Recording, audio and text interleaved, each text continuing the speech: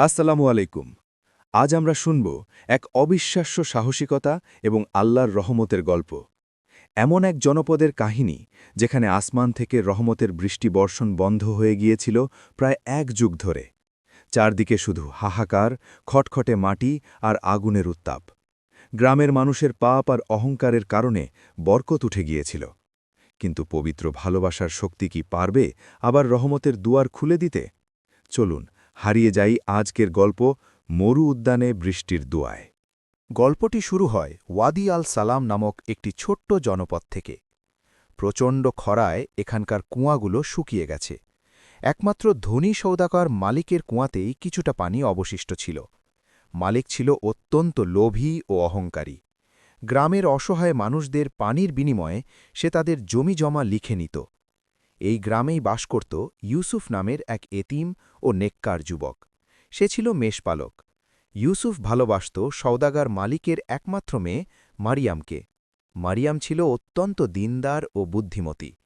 কিন্তু মালিক এই বিয়েতে কিছুতেই রাজি ছিল না। গরিব ইউসুফের সাথে নিজের মেয়েকে বিয়ে দেওয়া তার কাছে ছিল অপমানের বিষয়। একদিন মালিক ইউসুফকে শর্ত দিয়ে বলল, যদি তুমি আগামীকালের সূর্যাস্তের মধ্যে এই মৃত জনপদে আল্লাহর রহমতের বৃষ্টি নামাতে পারো, তবেই আমি মরিয়ামের সাথে তোমার বিয়ে দেব। আর যদি না পারো, তবে এই গ্রাম ছেড়ে তোমাকে চিরতরে চলে যেতে হবে। হতাশ ইউসুফ তার মা খাদিজার কাছে ফিরে এল। মা ছিলেন একজন জ্ঞানী বৃদ্ধা। তিনি বললেন, বাবা, হতাশ হও না। প্রাচীন কিতাবে আছে, অনেক দূরে এক গহীন অরণ্যে বিবি রহমত নামের এক বুজুর্গ নারী বাস করেন। আল্লাহ তাকে মেঘ ও বৃষ্টির জিম্মাদারি দিয়েছিলেন, কিন্তু মানুষের অনাচার দেখে তিনি নিজেকে গোপন করেছেন এবং গভীর ঘুমে আচ্ছন্ন হয়ে আছেন। একমাত্র কোনো পবিত্র হৃদয়ের মানুষই তাকে জাগাতে পারবে। মা একটি শিশিতে জমজমের পবিত্র পানি ইউসুফের হাতে দিয়ে বললেন, যদি বিবি রহমতকে খুঁজে পাও, তবে এই পানি তাকে পান করিও। ইনশাআল্লাহ তিনি জেগে উঠবেন। তবে সাবধান, পথে ইফরিত নামের এক আগুনের জিন বাধা হয়ে দাঁড়াবে। মরিয়ম সবকিছু শুনে ইউসুফের সাথে যেতে চাইল।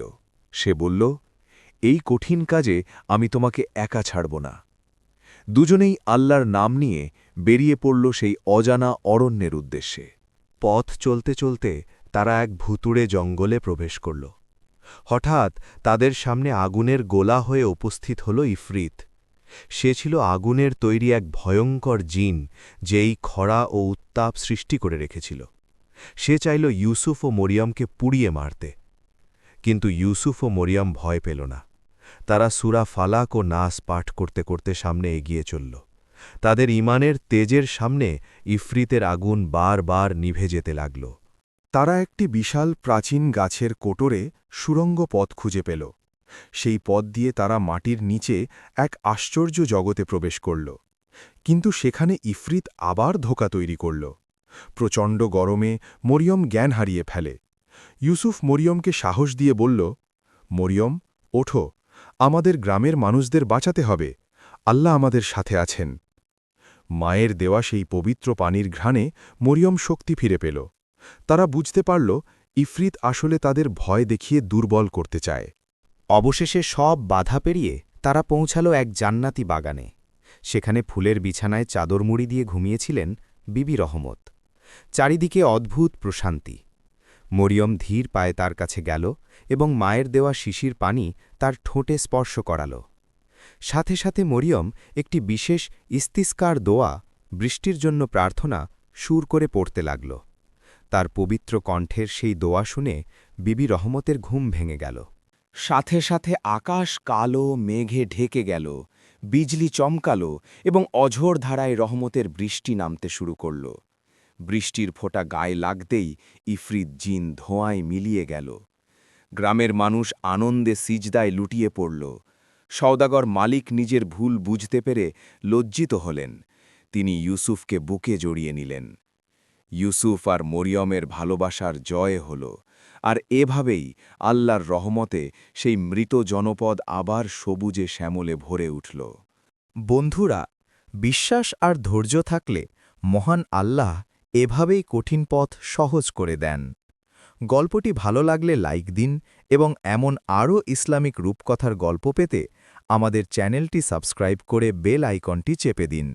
দেখা হবে আগামী ভিডিওতে ইনশাআল্লাহ।